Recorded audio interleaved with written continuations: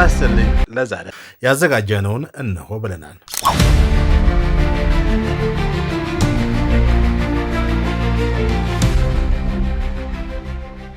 ዶናልድ ትራምፕ ራሳቸውን የቬኔዙዌላ ጊዜያዊ ፕሬዝዳንት አድርገው ሰየሙ። የአሜሪካው ፕሬዝዳንት ዶናልድ ትራምፕ በራሳቸው ማህበራዊ ትስስር ገጽ ትሩዝ ሶሻል ላይ ባሰፈሩት መረጃ ራሳቸውን የቬኔዙዌላ ተጠባባቂ ፕሬዝዳንት አድርገው መሾማቸው ተገልጿል።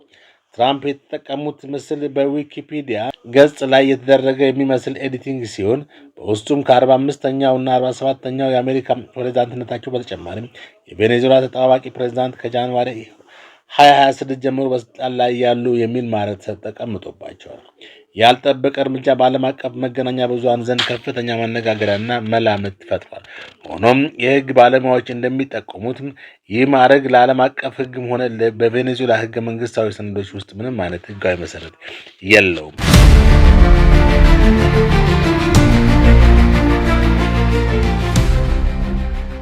በሌላ ዜና ትራምፕ ይቸኩሉ፣ ግሪንላንድ የሩሲያ ልትሆን ትችላለች። ዲሚትሪ ሜድቬዴቭ የሩሲያ ብሔራዊ ደህንነት ምክር ቤት ምክትል ሊቀመንበር ዲሚትሪ ሜድቬዴቭ ፕሬዝዳንት ዶናልድ ትራምፕ የአርክቲክ ደሴት የሆነችውን ግሪንላንድን ለመቆጣጠር የሚያደርጉት ጥረት ካልተሳካ ደሴቷ የሩሲያ አካል ልትሆን ትችላለች ሲሉ በፌዝ ሳክሬክስም አስጠነቀቁ።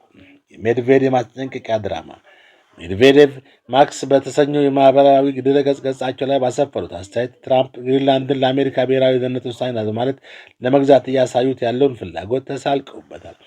ሜድቬዴቭ ሲቀጥሉም ትራምፕ መቸኮል ይኖርበታል፣ በጥቂት ቀናት ውስጥ በሚካሄድ ድንገተኛ ህዝበ ውሳኔ 55,000 የሚጠጉ የግሪንላንድ ነዋሪዎች ወደ ሩሲያ ለመቀላቀል ሊመርጡ ይችላሉ። ግሪንላንድ የሩሲያ 9ኛው የፌዴራል አካል ልትሆን እንደምትችልም ጠቁሟል። የአሜሪካው ኮከብ ስጋት ያን ጊዜ ሁሉም ነገር ያበቃል፣ በአሜሪካ ሰንደቅ ዓላማ ላይ አዲስ ኮከብ አይጨምርም ሲሉ ሜድቬዴቭ በትራምፕ ህልም ላይ ቀዝቃዛ ውሃ አፍስሰዋል። ይህም ትራምፕ ግሪንላንድን 51ኛው የአሜሪካ ግዛት የማድረግ ፍላጎታቸውን ለማጣጣል የታለመ አስተያየት ነው።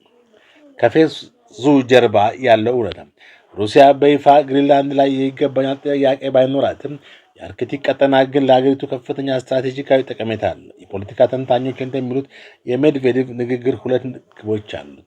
በትራምፕ ግትር የውጭ ጉዳይ ፖሊሲ ላይ ማሾፍ፣ ሁለተኛው በአሜሪካና በግሪንላንድ በባለቤትነት በምትይዘው ዴንማርክ መካከል ያለው ግንኙነት ይበልጥ ማሻከር። የክሬምሊን ባለስልጣናት የሜድቬዴቭ ንግግር እንደ ግል አስተያየት ቢመለከቱትም ጉዳዩ በዓለም አቀፍ መድረክ አነጋጋሪነቱን ቀጥሏል። በሌላ ዜናዎች እስክንገናኝ ሰላም ቆዩን እያልን አዳዲስ መረጃዎችን ለማግኘት ሪያሊቲ ሚዲያን ሰብስክራይብ፣ ላይክ፣ ሼር በማድረግ ቤተሰብ ይሁኑ እንላለን። ቸር ቆዩ።